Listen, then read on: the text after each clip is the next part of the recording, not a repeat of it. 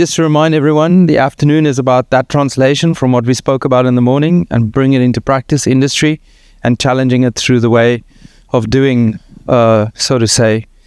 Our next speaker, I have to say I've known or know by seeing Professor Miles Pennington since ISDR 2021. And I've always seen him online, but for the first time really seeing him in person is actually a real treat. Professor Miles Pennington is Professor of Design-Led Innovation at the University of Tokyo, with a topic today covering beyond interdisciplinarity. He is the prospective Dean of the University of Tokyo's College of Design and Professor of Design-Led Innovation. He has also served as Director of the International Multidisciplinary DLX Design Lab, which collaborates with researchers across the university to create new values through design. Before joining the University of Tokyo in 2017, he was head of program for Innovation Design Engineering at the Royal College of Art in London, a joint master's program with Imperial College. An alumnus of IDE, he has combined academic leadership with professional practice, including roles as Director of Innovation of the Innovation Consultancy Design Stream and Director of the London office of the International Design Agency, TACRAM. Since April 2023, he has served as a specially appointed advisor to the President on Design Vision at the University of Tokyo. Miles, thank you. Welcome.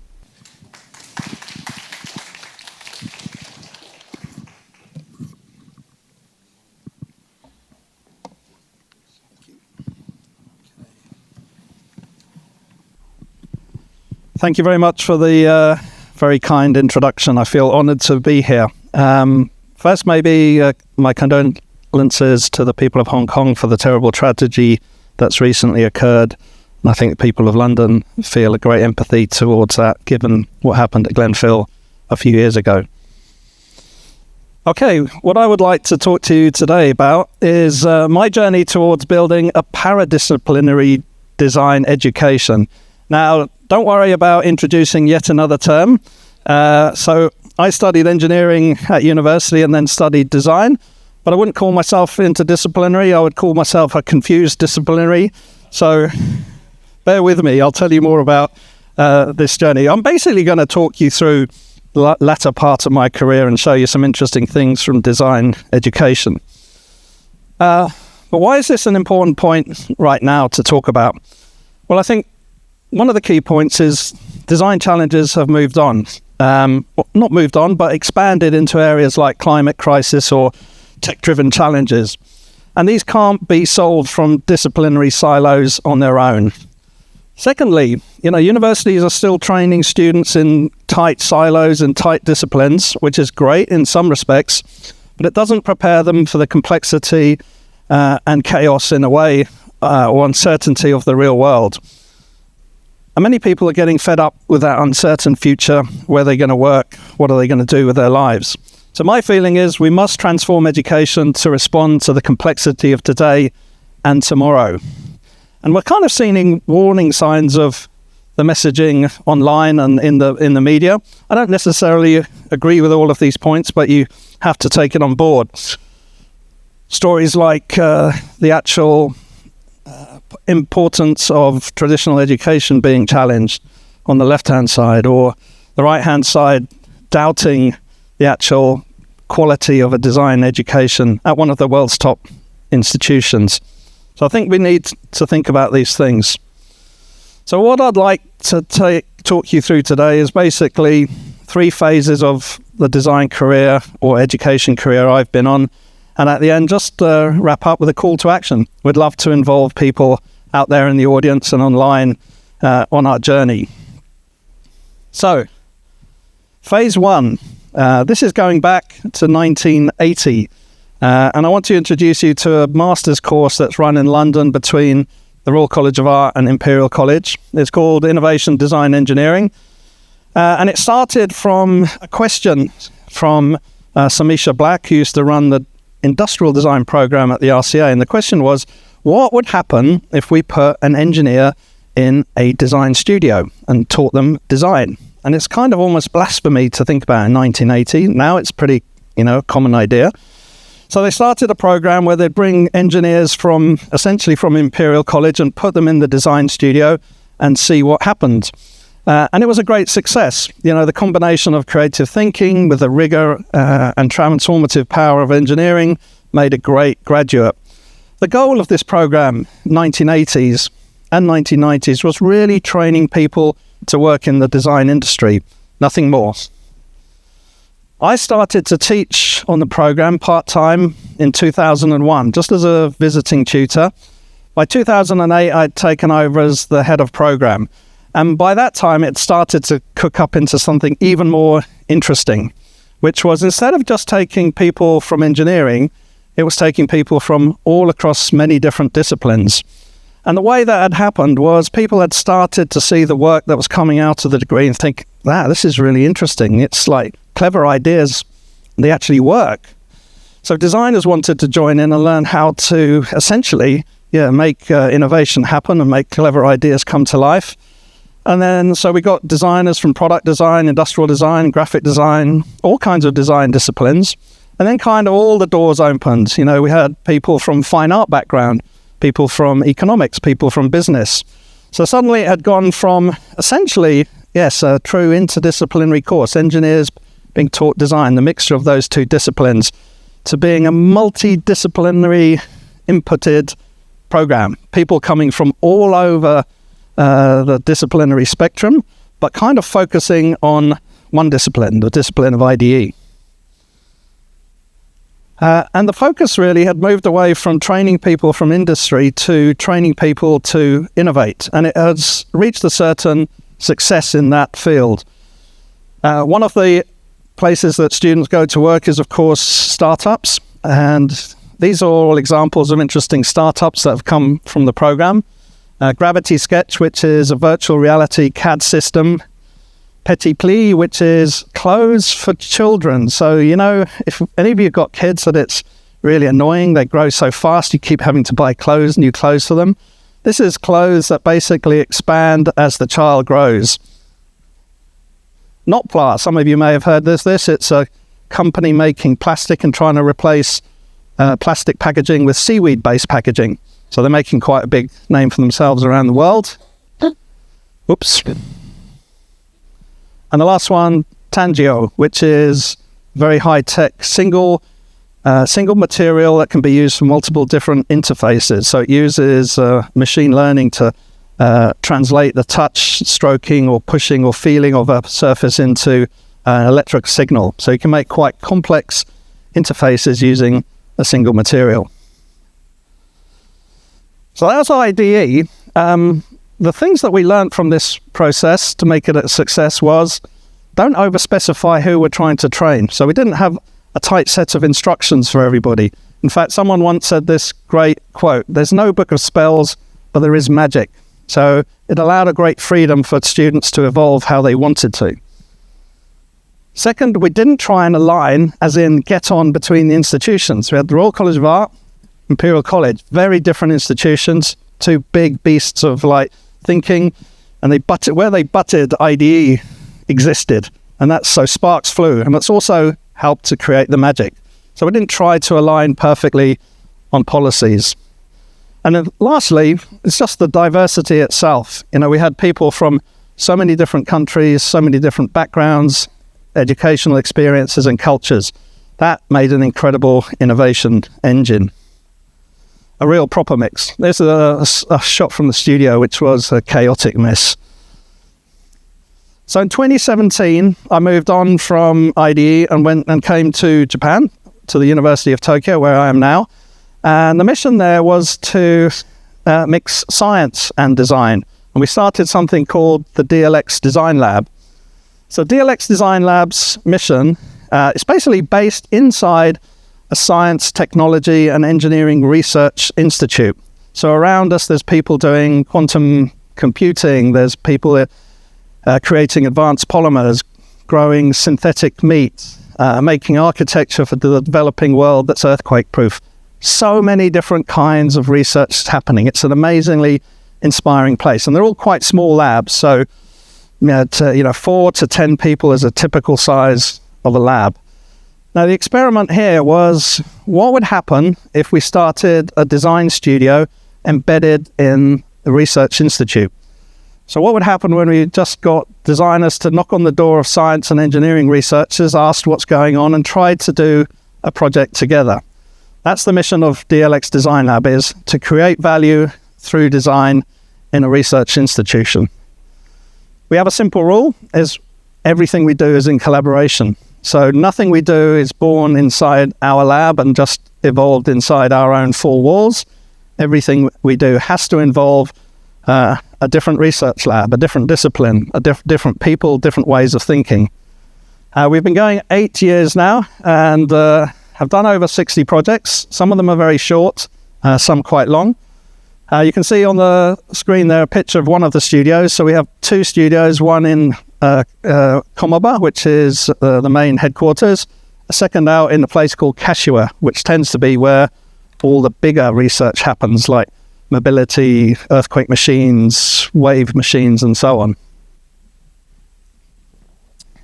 Let me show you a couple of projects just to give you an idea of the type of things we do. So one of the challenges of this kind of design is we're not starting in the classic way of with a human need or some form of insight. We're starting with a research paper, someone's breakthrough of new knowledge. And our mission is trying to convert that into a meaningful design that has value. But there's different ways of creating value for the university. Maybe the first is the more obvious one, like producing ideas from research that could be products or services or commercialized. So this is an idea for a thermal optimization suit, basically something that you can wear that keep you cool in the summer or keep you warm in the winter. And it was done with Hasegawa's lab, and he investigates ingenious or innovative ways of simulating fluid flow.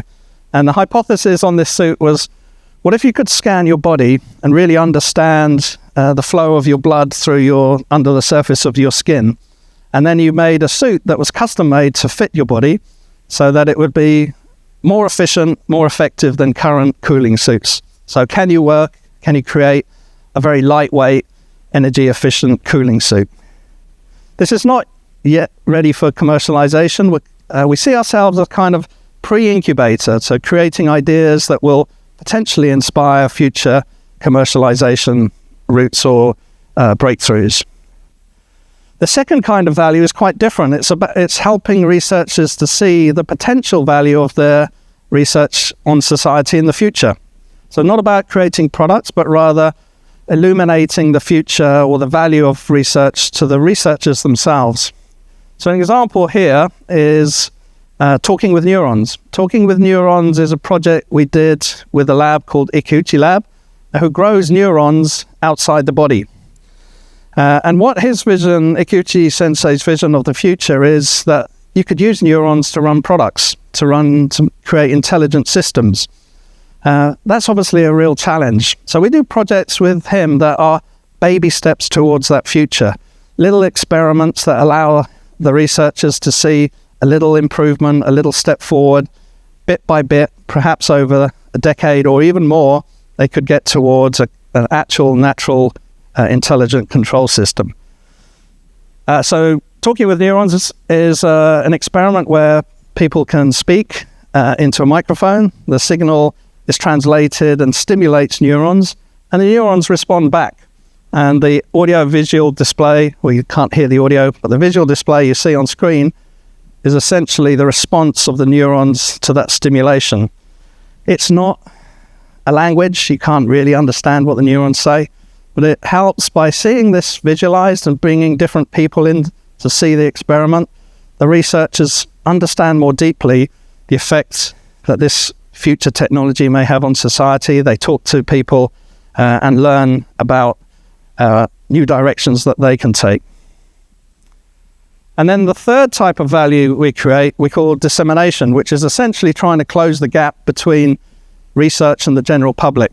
So an example here is omni-microplastics. So in omni-microplastics, this was from a few years ago, where we're still arguing about the dangers of microplastics, which are well established now. In this project, we would bring scientists who are researching the true effects of microplastics and also the process of degradation.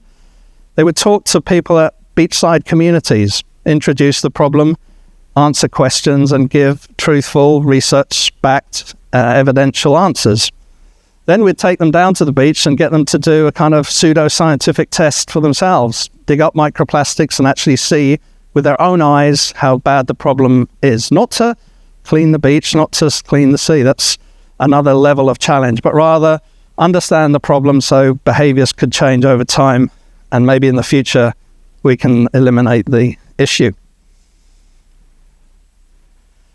Key takeaways from Design Lab so far. So we've been going 8 years, and we do work with many different labs within our current institute. We also work broadly across the university with people from agriculture or from people exploring the very limits of the galaxy in astrophysics. We also work with external partners and companies. But maybe the interesting things from this approach are, first, a new methodology. As I mentioned, starting design with a human need or a world need is the usual start point. We don't start with that. So we have this process we call treasure hunting, which is a method of finding a project that has real meaning starting from research. Partly that's to do with relationship building with researchers, partly it's to do with exploring a wide range of applications so you can actually find something with real meaning. The QR code on there, you can scan that if you want to download a PDF of our treasure hunting handbook, which explains more about it. Secondly, shared mindsets. It's actually surprising how designers and scientists have a lot of shared working routines. Both are very creative, both are searching for creating new knowledge or new activities. And so whilst we were expecting people to be quite different, actually between these two disciplines, there's a lot of commonality. And that's a surprise and also a real benefit. And then lastly, the importance of impact creation and actual assessment.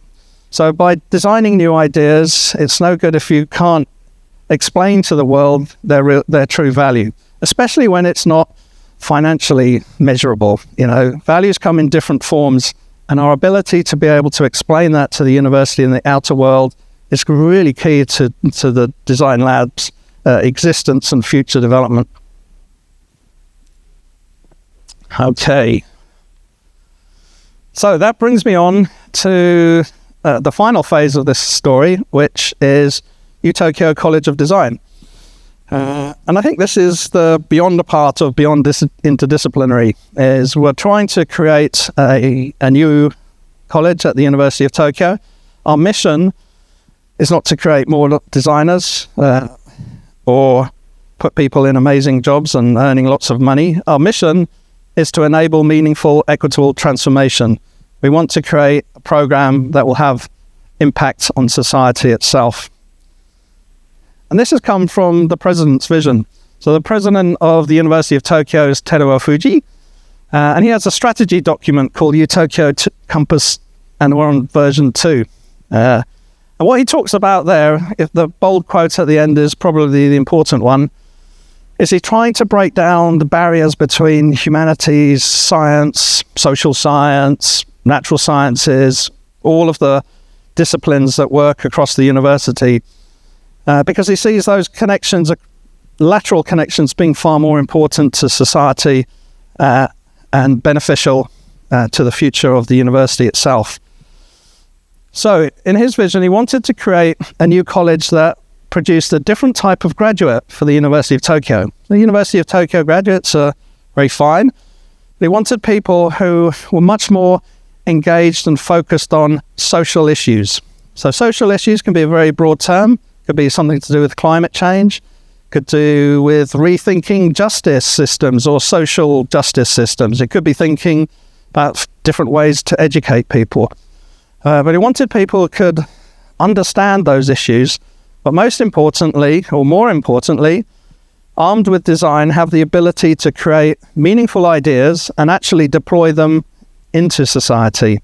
So that's where design comes in. Our mission wasn't to create just another design school, there are many great design schools out there. But to create a design school that can create a different type of graduate, a so-called change maker for society. And the fundamental way we're trying to do that is twofold. One, yes, we're going to teach design. I'll tell you what kind of design we're going to teach in a moment.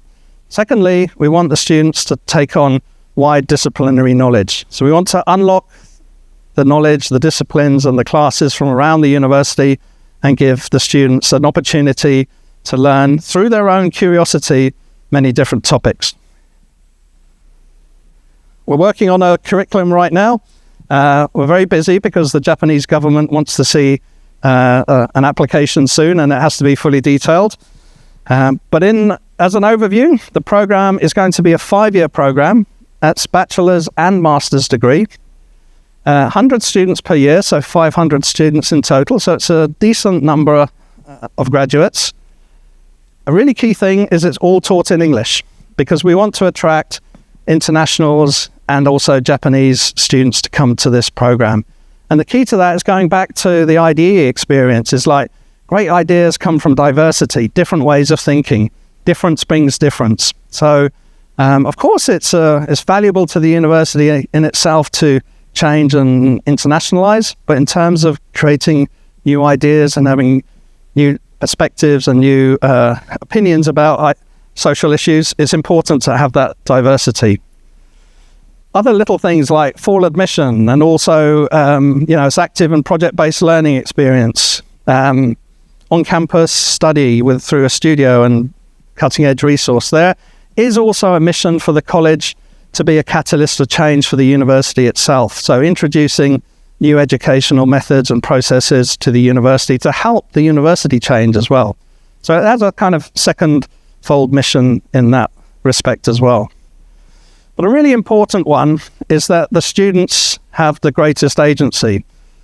So through their own curiosity and their own passions, they create their own pathway through the program.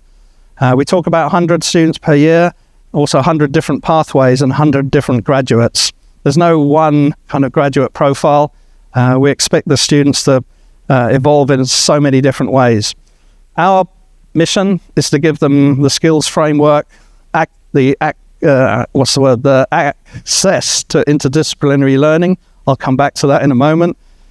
Proper intellectual lenses, and of course, key systems to support them through this complex journey. Our aim is to nurture future agents of systemic change, not consumers of a predefined expertise.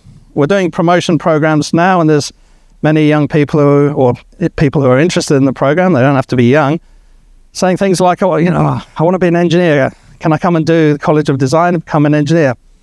You could. You're best off going to do an engineering degree. We're finding we want people who embrace this kind of wide spectrum of knowledge and don't have a specific disciplinary goal, because they won't get it. This is a different kind of educational experience. So we'll teach them design. Again, we're not trying to make them product designers or communication designers. We want to show the wonderful power of design and the many ways of thinking, the many different methods and hands-on skills that make design powerful. And it's not just thinking, learning how to sketch, how to prototype. These are also really key. So one of the powers of design is, as designers know, it's no good just having an idea. You have to make it real. You have to get it out into people's hands or into society or into the environment to show it's a good idea. So that kind of power of prototyping and getting things deployed is something we want our students absolutely to have. Oops.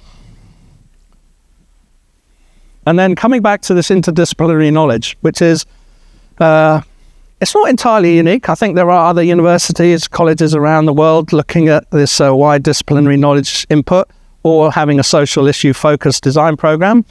But in our case, the ambition and the scale of it is quite big. We want all of the universities, faculties, research institutes to open their doors to our students. So now we're asking people to volunteer to deliver classes within the university. It could be in philosophy, it could be in Japanese literature, machine learning, introduction to biology, any topic the students are interested in. It doesn't have to link back to their project work on social issues. it may influence them in the future, may influence them immediately. So we're trying to unlock the wide disciplinary knowledge of the university. They're generally clustered into these 5 categories that you see here: technology, frontiers and AI, healthcare and well-being, and so on. That's just a means of helping the students to organize the classes. It's not a kind of definition of categories per se. What we're finding, though, is we're getting confused. It's like, these aren't actually interdisciplinary classes. It's sort of an interdisciplinary experience. But then again, the students aren't relating those classes directly with their other focus on social issues. So where do all the disciplines make sense here? And what the team is starting to talk about is what we're calling, and is called, paradisciplinary approach. So let me explain that, and hopefully you won't be confused.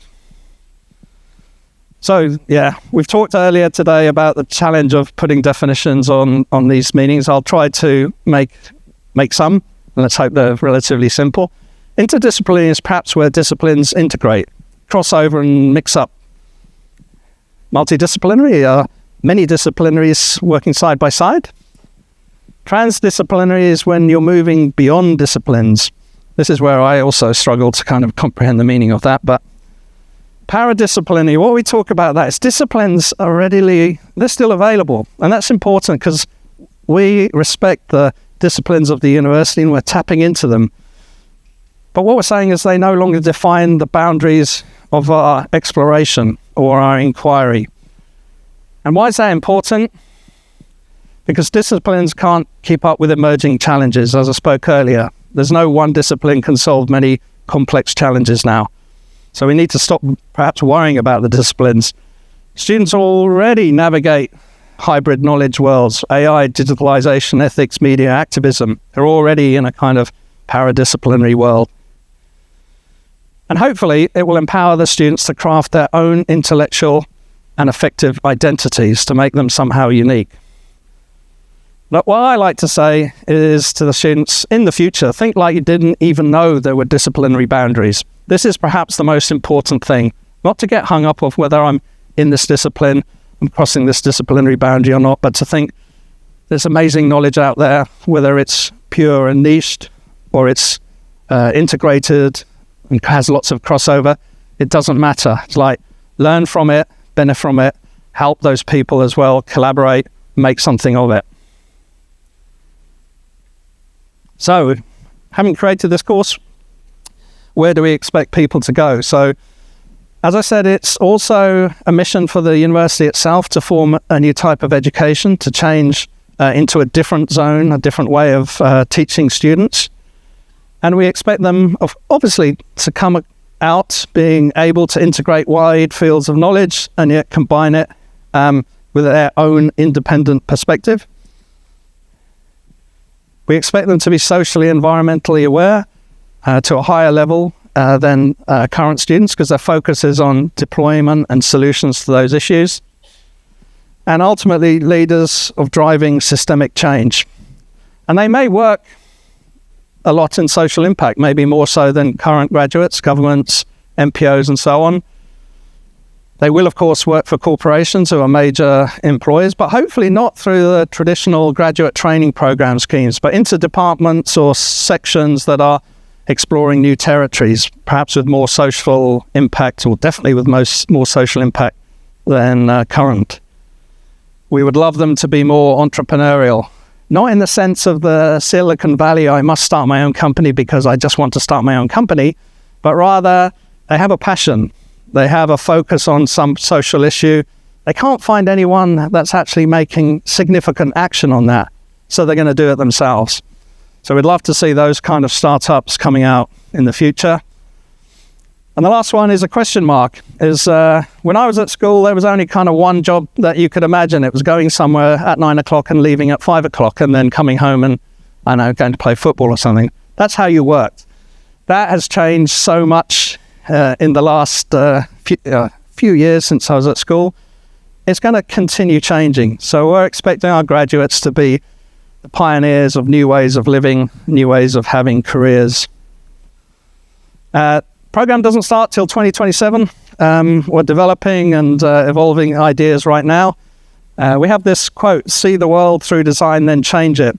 So see the world is not about traveling the world on a grand tour. It's understanding the world, observing it, but through the lens of design, because your mission is to change it.